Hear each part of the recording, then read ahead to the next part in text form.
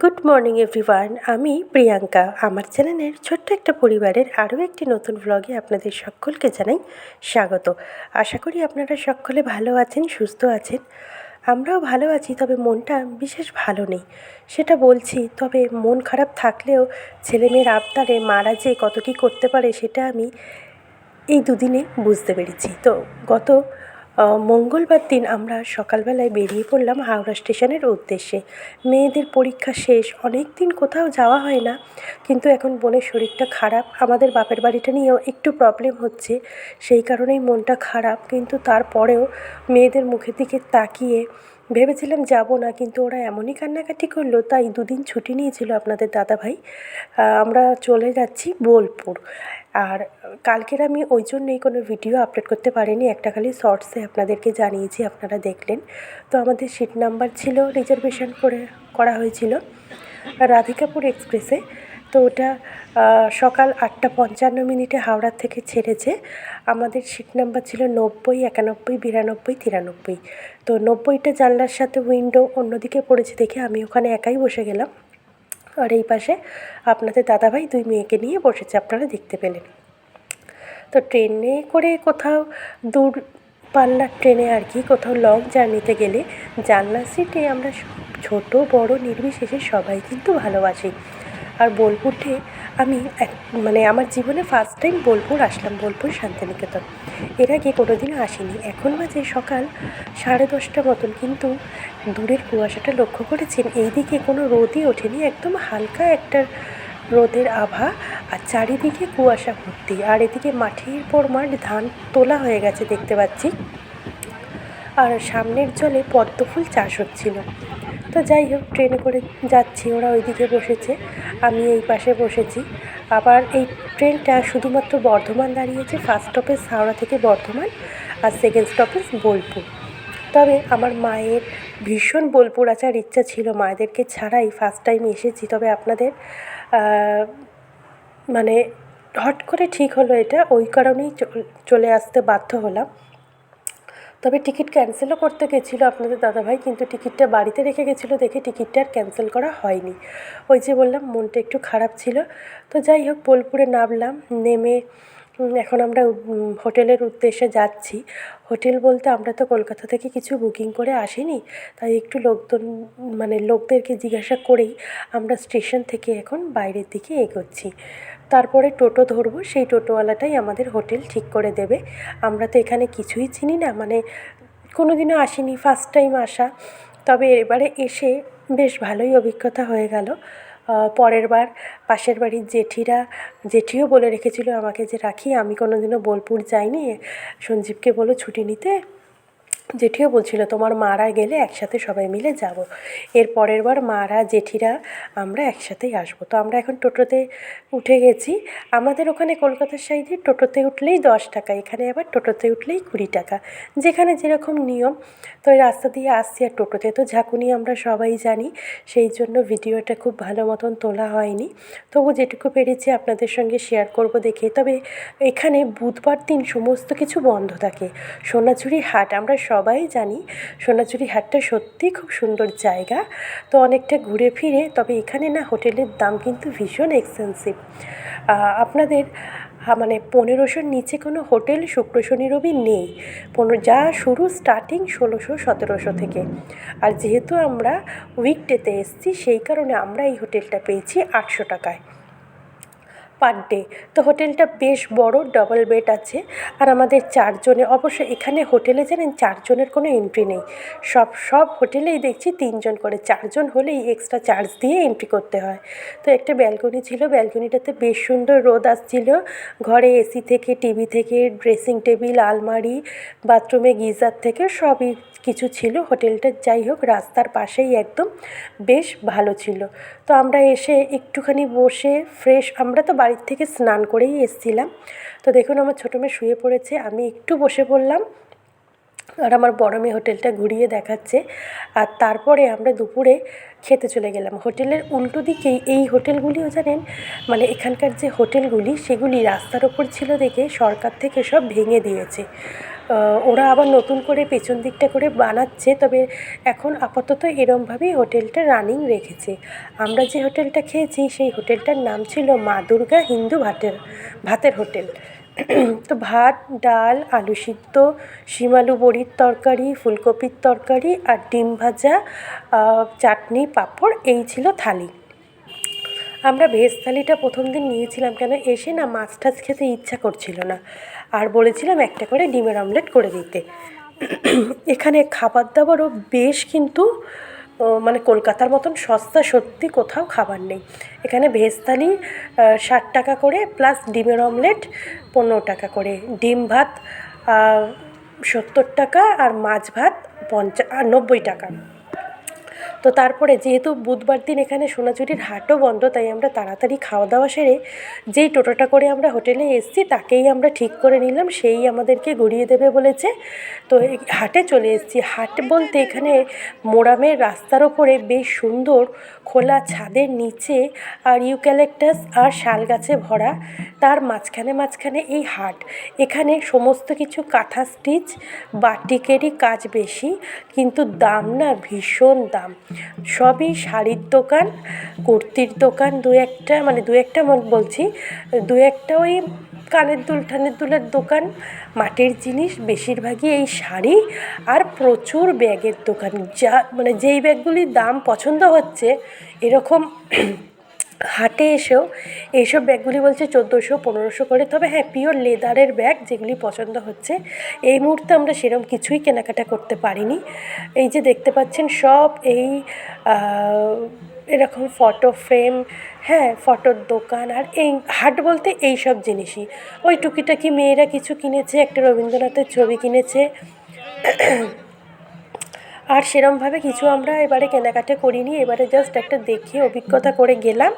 পরের বার এসে ইচ্ছা আছে সবাইকে টুকিটাকি যাই হোক কিছু দেওয়ার। আর এই হরিণের শিংটা আপনাদের দাদাভাইয়ের পছন্দ হয়েছিল, কিন্তু এইটুকুনি শিংও বলছে 450 টাকা দাম। হয়তো ভেবেছিল 100-150 টাকা বলবে, তাহলে হয়তো নিত। তো যাই হোক, যেখানে যেরকম, আসলে এদের তো আমাদের কলকাতার ট্যুরিস্টদের ওপর দিয়েই সমস্তটা কিছু চলে। এখানে শিল্প বলতে বা কোনো বড় ফ্যাক্টরি বা কোম্পানি এ সমস্ত কিছুই নেই। এই হাটের ওপর ভিত্তি করেই সবার জীবিকা। এই হাটটাই হচ্ছে মেন জীবিকা। আর সোম থেকে রবি প্রতিদিনই হাট বসে, তবে বুধবার দিনটা পুরোটাই অফ। আপনারা যদি কখনো কেউ আসেন তবে চেষ্টা করবেন, মাথায় রাখবেন যাতে বুধবার দিনটা এখানটায় না থাকে, কারণ বুধবার দিন এখানে পুরোটাই বন্ধ থাকে। আমাদের কলকাতার দিকে যেমন কিছু দোকানপাট বৃহস্পতিবার বন্ধ থাকে, আবার কিছু রবিবার বন্ধ থাকে, আর এখানে বোলপুরে সমস্তটা ডে অফ বলতে ওরা বুধবার দিনটাকেই মেনশন করে। বুধবার দিন এখানে সব কিছুই বন্ধ থাকে। তো দেখুন, এখানে আবার সোনাঝুরি হাটে দেখলাম বাঁকুড়ার টুসু নাচও হচ্ছিল। এবারে আমরা একটু নাচটা দেখার জন্য, ভিডিও করার জন্য দাঁড়িয়েছি। তো ওখানকার যে আদিবাসী মহিলারা যে নাচটা আর কি নাচছিল যারা, তো তারা দেখছিলাম আশেপাশের 2-1 মহিলাদের হাত ধরে টানাটানি করে সেই নাচের সঙ্গে একসাথে তাল মেলাতে বলেছিল। তো এবার আমাকেও অনেকবার ডেকেছে, লাস্টে আমি যাচ্ছিলাম না দেখে আমাকেও হাত ধরে টেনে নিয়ে যাচ্ছিল। আসলে কি বলুন তো, ঘুরতে যাওয়ার সময় মনটা যদি ভালো থাকে তাহলে দেখবেন সব কিছুই কিন্তু ভালো লাগে। ওই যে ভিডিওর প্রথমেই বলেছিলাম যে আমার মনটা খুব একটা ভালো ছিল না, তো সেই কারণে আমি যাচ্ছিলাম না, কিন্তু ওদের টানাটানি করাতে যাই হোক একটুখানি ওদের সঙ্গ দিয়েছি, তারপরে আমি আবার চলে এসেছি।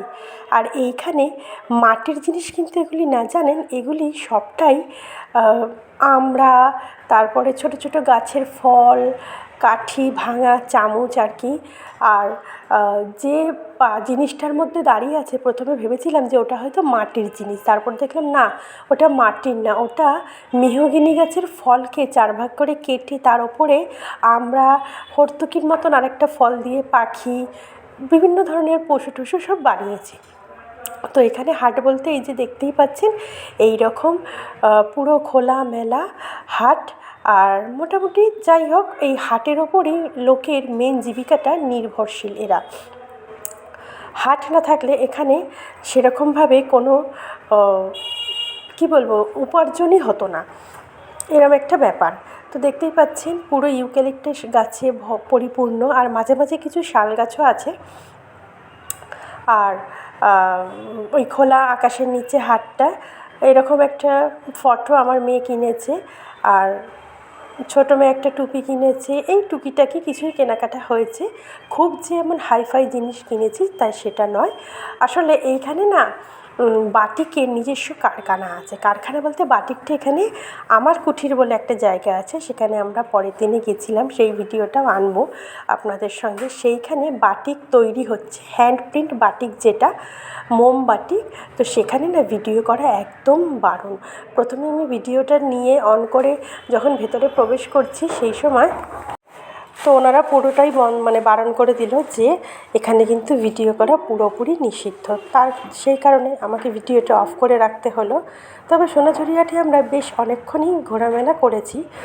আর ওখানে খাবার দাবার বলতে সেরকম কিছুই নেই, এই যা দেখতে পাচ্ছেন খালি বেশিরভাগটাই ব্যাগের দোকান আর ব্যাগের দোকান, আর জামা কাপড়ের দোকানও আছে কয়েকটা, আর নাহলে সব রবীন্দ্রনাথের ফটোর দোকান।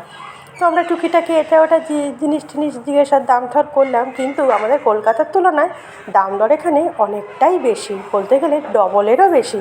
আমাদের ওখানে যেমন সামান্য একটা চুলের কাটা 15 থেকে 20 টাকা নেবে, এখানে সেটা 50 থেকে 60 টাকা। যেটাই জিজ্ঞেস করছি সেটাই দেখতে পাচ্ছি অনেকটাই বেশি। তো এই দেখুন, আপনাদেরকে বলছিলাম না বাঁকুড়ার টুসু নাচ হচ্ছিল, তো এই যে নাচটা সবে শুরু হচ্ছিল, অলরেডি দুটো দিদিভাইকে ওনারা নিয়ে নিয়েছেন। আর এই যে দেখুন আমাকেও ডাকছেন আসো আসো করে। তবে আমি প্রথমে যাচ্ছিলাম না, সত্যি কথা বলতে নাচতে তো পারি না, লজ্জাই লাগছিল, কিন্তু এতবার ওরা ডাকছিল তার কারণে একটু যেতে হলো। তো নাচটা অনেকক্ষণ ধরেই হচ্ছিল, যেন তখন সবে শুরু করেছিল। তো যাই হোক, কিছুক্ষণ ওখানে দাঁড়িয়ে থেকে তারপরে আবার একটু ঘুরে টেরা করলে, কেন ওখানে 5টা বাজলেই হাট উঠে যায়। প্রতিদিন সকাল সকালই 8টা সাড়ে 8টা থেকে মধ্যে হাটটা বসে পড়ে। আর তারপরে যেই সন্ধে নামে আমরা যখন ফিরছি, যখন ঘুরছি ফেরার পথে, তখনই দেখছিলাম যে ওরা কিছু দোকানপাট তোলা আরম্ভ করে দিচ্ছে। কেন অন্ধকার হলে ওখানে তো লাইটের কোনো ব্যবস্থা নেই, রাত্রিবেলায় পুরোটাই অন্ধকার। তো অন্ধকারে তো আর কেউ কেনাকাটা কিছু করতে পারবে না, যার কারণে অন্ধকার নামার আগেই হাটের দোকানপাট সব কিছুই উঠে যায়।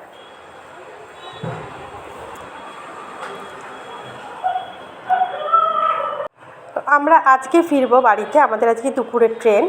আমি এখন হোটেলে বসেই আপনাদের সঙ্গে ভয়েসটা শেয়ার করছি। তবে একটা ভিডিওতে তো এতটা বড় ভ্লগ দিতে আমি পারবো না, অতটা বড় ভ্লগ আমার ফোনে সাপোর্টও করবে না।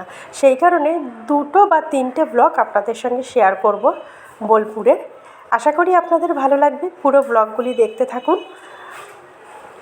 আর ভালো লাগলে অবশ্যই চ্যানেলটা সাবস্ক্রাইব করে আমার পাশে থাকতে হবে কিন্তু। তো যাই হোক, তারপরে ওরা নাচটা কমপ্লিট করে একটু ফটো তুললো, আর আমরাও এখানে টুকিটাকি জিনিসপত্রের দাম দর জিজ্ঞেস করছিলাম, কিছু কেনাকাটাও করেছি। আবার আমরা যে হোটেলে আছি সেই হোটেলটা থেকে মিনিট 5 হাঁটা পথেই একটা ওই হ্যান্ডক্রাফটের মার্কেট মতন আছে। মার্কেট বলতে বেশ কয়েকটা দোকান, 10-12টা মতন দোকান। সন্ধ্যাবেলায় এখানেই হাটের জিনিসপত্র ওরা নিয়ে ওখানে বিক্রি করে। তবে এইখানে দেখলাম যেই জিনিসটা 250 টাকা, হাটে জিজ্ঞেস করেছিলাম, ধরুন একটা ব্যাগই জিজ্ঞেস করলাম, সেটা বললো 250 টাকা। আর এই হ্যান্ডক্রাফট মার্কেটে সেই ব্যাগটা বলছে 550 টাকা। বুঝতে পারছেন কতখানি ডিফারেন্স সামান্য হাট থেকে এই দোকানে। তো যাই হোক, তেমন কিছু কোয়ালিটির জিনিস এখানে নেই যে খুব হেভি কোয়ালিটি, নর্মাল সুতির বাটিকের জিনিসপত্রটাই বেশি এখানে বিক্রি হয়, বা এখানের লোকেরা বেশি সেটা পছন্দ করে। আর আমার মেয়ে একটা দেখছিল মাটির চুড়ি, কিন্তু সেটা ওর হাতে হয়নি, আর একটু বড় সাইজ লাগতো, আর বড় সাইজ ছিলও না, সব একই সাইজ এখানে তৈরি হচ্ছে, সেই কারণে নিতে পারলো না বেচারা চুড়িটা। আর এই যে দেখতে পাচ্ছেন সব এইসব জিনিসপত্রই সারা হাট ভর্তি। তো তারপরে আমরা টোটো করে বাড়ি চলে আসলাম সন্ধে নামার কিছুক্ষণ আগের থেকেই। আর অন্ধকার হয়ে গেলে তো পুরো রাস্তাই এখানে পুরো অন্ধকারই থাকে। 2-1টা লাইট মিউনিসিপ্যালিটি থেকে দিয়েছে, তবে সেটাও বেশ দূরে দূরে, খুব যে আমাদের কলকাতার মতন ঘন তা নয়। আর এইখানে এই যে সোনাঝুরি বাগানবাড়ি, এই জায়গাটার নাম, এখানেই হাটটা বসে। আর ওই যে এখান থেকে হাটটা শুরু হচ্ছে। আমরা টোটো ভাড়া করেই এসেছিলাম, আবার টোটো করেই ফিরে যাচ্ছি। আর রাত্রিবেলা ঘরে হোটেলে খাওয়া হলো আমাদের চানা মশলা, রুমালি রুটি আর 1 প্যাকেট বিরিয়ানি এনেছিল। সবাই একটু ভাগ করে খাওয়া হয়েছিল প্রথম দিন রাত্রিবেলা। আর পরের দিনের ভিডিওটা চলুন আপনাদের সঙ্গে পরের দিনেই শেয়ার করব, সেটা হয়তো বাড়ি ফিরে আপনাদের সঙ্গে শেয়ার করব। তো চলুন আজকের মতন ভিডিওটা এখানেই রাখলাম। আশা করি ভালো লাগবে। ভালো লাগলে অবশ্যই চ্যানেলটা সাবস্ক্রাইব করে পাশে থাকবেন। আর ভিডিওটা দেখার জন্য thank you so much. Tata, সবাই ভালো থাকবেন। দেখা হচ্ছে আগামী ব্লগে আবার।